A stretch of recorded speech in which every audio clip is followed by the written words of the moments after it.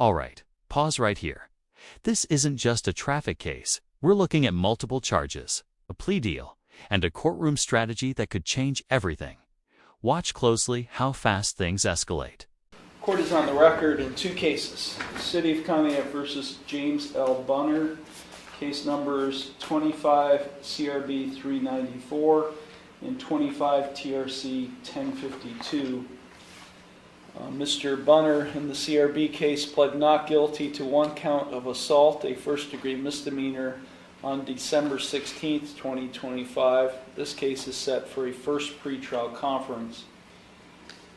In the TRC case, Mr. Bunner pled guilty to charges of operating a vehicle under the influence, a first-degree misdemeanor, and to no operator's license, an unclassified misdemeanor, on December 2nd, 2025. The court deferred sentencing initially to allow the law director to be present, and it was subsequent to that plea hearing that a new charge was filed against him in the CRB case. So at the sentencing hearing on December 16th, 2025 in the TRC case, the court rescheduled that sentencing again until today's date to coincide with the pretrial in the CRB case. So Mr. Bunner is present. He's accompanied by his attorneys, Tia Jackson and Matthew Schultz. Also present is Law Director John Lewis. Mr. Lewis, the court is in receipt of a pretrial report. Thank you, Your Honor. Prior to going on the record, I spoke with the alleged assault victim, Zachary Snyder. Mr. Snyder is present in the courtroom at this time. Based on that conversation, the offer that's been extended to Mr. Bunner would be to amend the assault charge to one of criminal mischief. This is a huge moment. The prosecution is agreeing to reduce a first-degree misdemeanor assault down to criminal mischief. That's not mercy, that's negotiation. And notice the victim's consent is the key that unlocks this deal. Under Ordinance 541.04A1A, that would reduce the charge to a third-degree misdemeanor. Mr. Snyder was in agreement with the proposed amendment. Also, Mr. Snyder is not requesting any kind of a post-conviction no contact order. With the plea to the amended charge, the city would recommend probation, whatever fine the court would deem appropriate, along with the court costs of the case. Thank you. Thank you. Zachary Snyder, good morning. Good morning, sir. Mr. Snyder, did you understand what Mr. Lewis just outlined in the way of a proposed resolution in this case? Yes, Your Honor. Okay. Are you in favor of that proposed resolution? Yes, Your Honor. Thank you. Ms. Jackson? Thank you, Your Honor. I did review this information with my client, along with the possible consequences that come from both the original charge and the amended charge, and his rights that he would waive if he accepted. He has expressed a desire to accept it today. Okay, thank you. Okay, Mr. Bunner, it's my understanding today that you wish to plead guilty to an amended charge of criminal mischief, a third-degree misdemeanor. Is that what you wish to do today? Yes, sir. You understand by pleading guilty to that amended charge that you are waiving your right to a trial, which includes your right to cross-examine witnesses and to confront evidence presented against you. You'd be waiving your right to testify or not to testify without any negative connotation. You'd be waiving your right to subpoena witnesses. You'd be waiving your right to a jury trial. You'd be waiving your right to be proven guilty beyond a reasonable doubt. All of those are trial rights you'd be waiving by pleading guilty to this amended charge. Is that what you wish to do today? Quick question for you. If you were facing jail time, would you take a reduced charge and plead guilty or gamble on trial? Drop your answer in the comments. Yes, sir. You are represented by counsel. Have you had sufficient time to consult with them, and are you satisfied with their counsel? Yes, sir. Are you currently under the influence of any drugs, alcohol, or prescription medications that might affect your thinking? No, sir. Are you currently on probation, parole, community control, or post-release control with any court? No, sir. Has anyone made any promises to you about what your sentence will be No, in sir. order to induce you to plead guilty to this amended charge? No, they did not, sir. No. Okay, and are you thinking clearly, and do you understand everything that's happening? Yes, sir.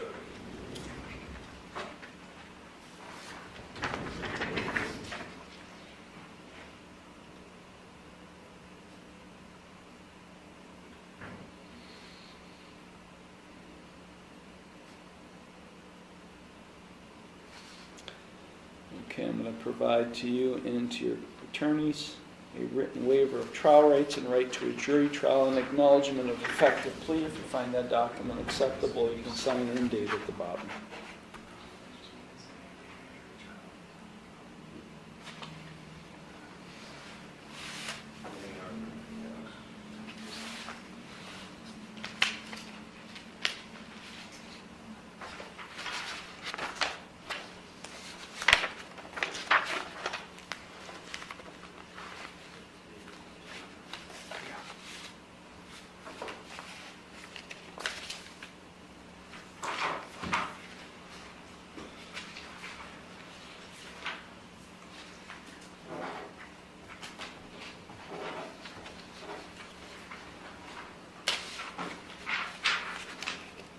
Court finds that Mr. Bunner and his attorneys have executed in open court the written waiver. Court does find that the proposed amendment with the alleged victim, Mr. Snyder's consent, is acceptable. I do find that the defendant's plea of guilty to the amended charge of criminal mischief, a third-degree misdemeanor, is knowing, voluntary, and intelligent. Court will accept the guilty plea to that amended charge, and I will therefore find him. Now, the tone shifts. The plea is accepted, guilt is locked in, and there's no rewind button. From this point on, it's all about consequences. Guilty of that offense. I will now proceed to sentencing in both cases. Okay, Ms. Jackson, is there anything you or your client would like to say at this time in mitigation of sentence? Yes, Your Honor, thank you. My client is here taking responsibility. It's my understanding that he has done the same with the traffic-related case. We are asking Your Honor to follow the recommendations that have been presented, specifically with this case with probation, fines, and court costs. In terms of probation, we would request unsupervised probation, as he does provide 24-hour care of supervision of his children. He has 2 children right now, both under the age of daycare services or schooling age. He has a third on the way, so he does not want to put himself in a bind of not being able to maintain the appointments or having additional issues in that sense. Also, he has been working with Lake Area Recovery Center from what he has expressed to us. They are working with him with substance abuse treatment. He has submitted 2 random drug screens, and he reports that all have been clean thus far. He has no issues and has been maintaining all appointments. And he has been working with them for the past couple of weeks. So we would like the court to consider that as well. Thank you. This is where the human side comes in. Kids, addiction recovery, and a judge deciding whether this is a second chance or the start of strict supervision. This is the moment judges pay attention. Thank you. Mr. Bunner, is there anything you would like to say at this time before I impose sentence? No, sir. Okay, Mr. Lewis? Thank you, Your Honor. The incident that gave rise to these charges occurred November 29th of this year. Officers were dispatched to 969 Main Street for a reported assault. Sergeant Adetti arrived there, and while en route, they were advised that one of the parties involved was leaving, heading eastbound on Main Street. Patrolman Kiesling encountered that vehicle and pulled that vehicle over in the driveway of 491 State Street. That vehicle was being operated by Mr. Bonner. The assault that occurred at 696 Main Street initially started out with a fight between Mr. Bonner and his brother, Travis. Mr. Snyder heard that commotion. He was a neighbor of the Bunners. Stepped outside to see what the commotion was and observed Mr. Bunner fighting with his brother. And Mr. Snyder basically just spoke, asked what they were doing, and Mr. Bunner, the defendant, James Bunner, walked up to him and swung at him and struck him in the left side of the face. He didn't say anything, just kind of walked up and struck him in the face. That's basically the assault part of it, Your Honor. As far as the OBI, again, Officer Kiesling was the one that pulled over Mr. Bunner. Smelled a strong odor of alcohol emanating from his person, signs of intoxication. He admitted to having consumed alcohol. Some field sobriety tests were conducted, on which Mr. Bunner did not perform very well. He was placed under arrest for OBI. He did provide a breath sample. He drew a .166. He was not charged with any per se violation under the OBI ordinance, but he was cited for OBI under 333.01A1A and also for no operator's license. I did speak to Mr. Snyder, obviously, about the case. He is not requesting any type of post-conviction no contact order. Thank you. Thank you.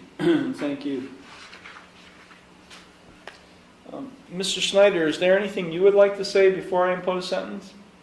I mean, like I told the prosecutor, Mr. Bunner, he's a decent fellow as long as he's not intoxicated. When he shows up to his mother's house intoxicated, it's a problem every time. So, I mean, other than the drinking, he's a decent person.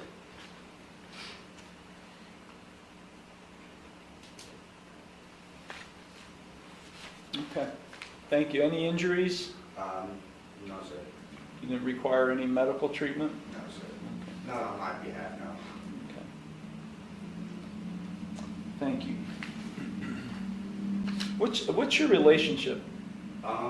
He is the brother to my wife's sister. My wife's sister is dating his brother. They just had a baby together. Okay. And I live next door to his mother. Mr. Bunner, are you from, thank you. Mr. Bunner, are you from Conneaut? You were born and raised there? You'll have to speak, Yeah. sir. Yes, sir.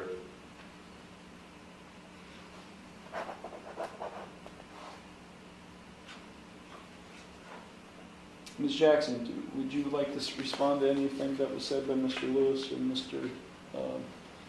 Snyder? Just a point of clarification, so the court is aware, the court asked Mr. Snyder if he had any injuries, and he responded he didn't require medical treatment. I do know that there were some injuries that my clients did suffer as a result of an encounter, which I believe is what Mr. Snyder was referencing. So I did want to make that clear. Thank you. How old are you, Mr. Bunner? I'm 24, sir. Okay. High school graduate? No. How far did you get in school? My last year. Veteran? No. No, sir. Father? Yes, sir.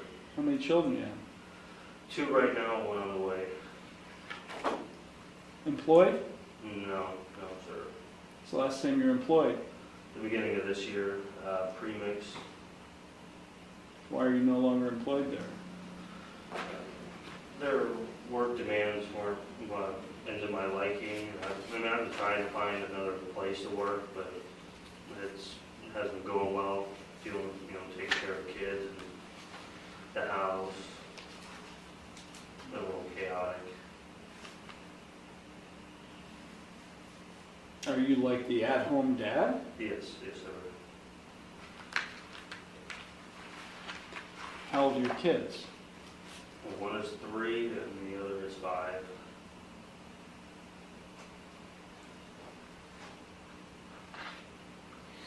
Is the LARC treatment that I ordered you to go to as a condition of your bond, is that the first time you received any treatment for substance abuse purposes? Yes. Never been to treatment before? No, sir.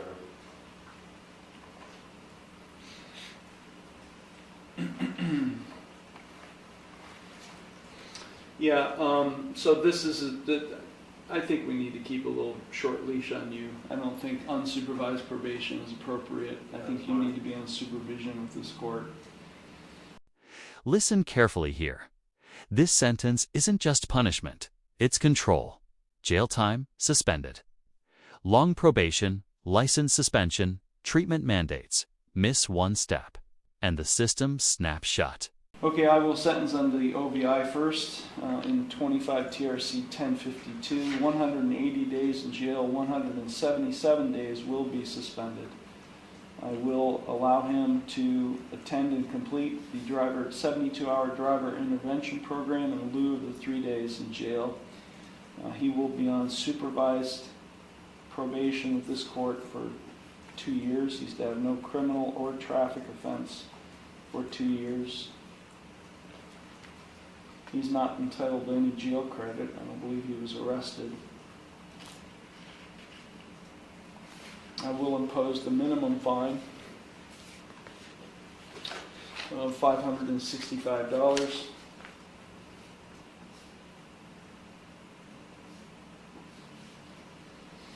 plus costs. I will allow him to perform community work service in lieu of any fines and costs in this case. I will suspend his license for 1 year. That's the minimum license suspension I could impose.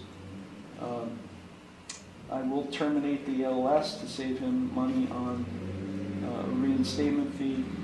That suspension will commence and be retroactive to the date of the offense when the administrative license suspension was imposed of November 29th, 2025. I will grant him limited driving privileges upon proof of financial responsibility and other supporting documentation.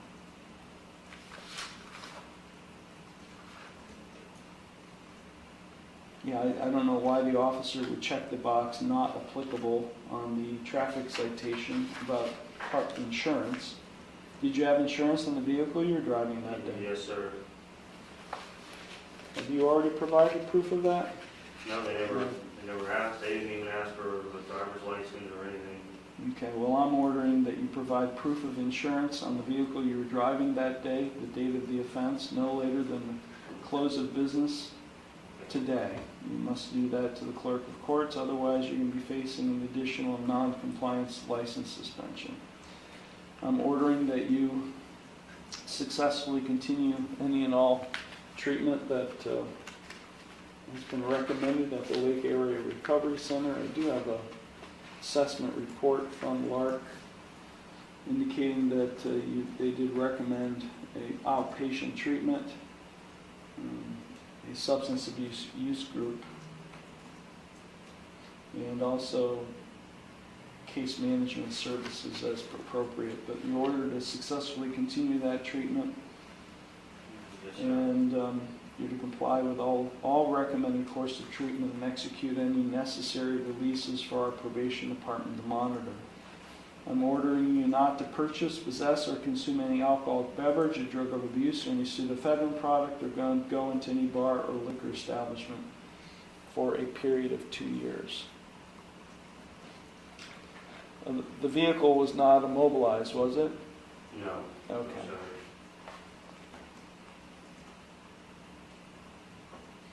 This is consecutive to any and all other sentences.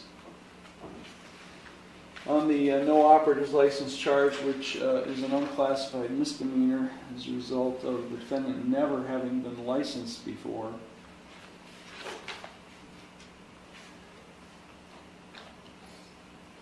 I am ordering 25 hours of community work service, no later than February 28th, 2026. I'm imposing a minimal fine of $100 plus costs.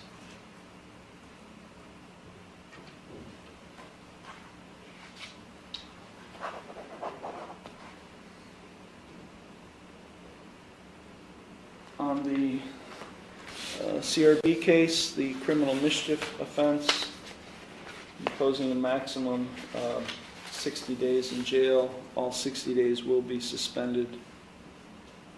This will be consecutive to any and all other sentences.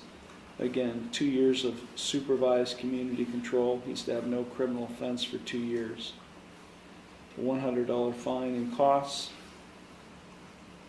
Again, ordered to successfully continue his treatment at the Lake Area Recovery Center, comply with any recommended course of treatment, and execute any necessary releases for probation to monitor. 2 years of a prohibition against purchasing, possessing, or consuming any alcoholic beverage or drug abuse or any pseudoephedrine product, or going to any bar or liquor establishment.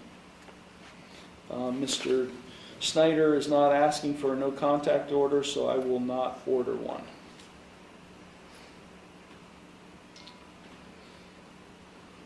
Okay, I will set these cases for a sentence compliance hearing in roughly 90 days to see how the defendant's doing.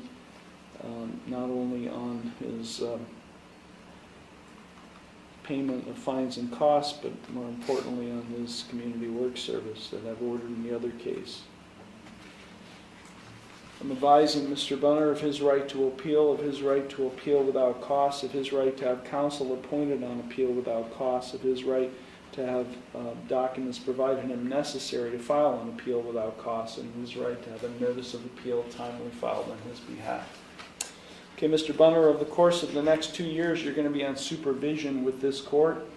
If over the next 2 years you're found to have violated any of the conditions of your probation, you do face through one of 3 consequences, or any combination of those consequences. I could extend your probation from 2 years up to a maximum 5 years. I could impose more restrictive community control sanctions, more restrictive than what I've already imposed. Or I could impose up to 237 days of jail. Or I could do any combination of those 3 things. Do you understand all of that? Yes, sir. And Mr. Bunner, I am ordering in both of these cases, and I'm not going to put a time frame on it now, but I'm going to order that you obtain your GED, and that you obtain and maintain employment. We're going to review that at the sentence compliance hearing. I want to see some progress made toward you doing that. You need to get your GED. You need to get either your diploma. It might be easier for you to get your diploma since you left in your final year. I can't say me not getting my diploma kind of. Really, there's no excuse, but it wasn't my fault because I had left actual schooling and went to homeschooling, and my guardian at the time wouldn't take me to go get my final test done. And I tried to have somebody else take me, but they told me my actual guardian had to take me. Kind of screwed me over on that. Yeah. Well, I'm sorry that happened to you, but I think it is something that we can definitely monitor, something that we can help you with and ensure that some positive comes out of what happened here. Thank you, sir. Okay, anything further, Mr. Lewis? No, Your Honor, thank you. Okay, Ms. Jackson? No, Your Honor, thank you. Okay, these cases are concluded. You'll be going to the clerk's window when you're done, and then you'll go to meet with the probation officer. Yes, Okay. sir. Thank you all very much. Mr. Taylor, thank you.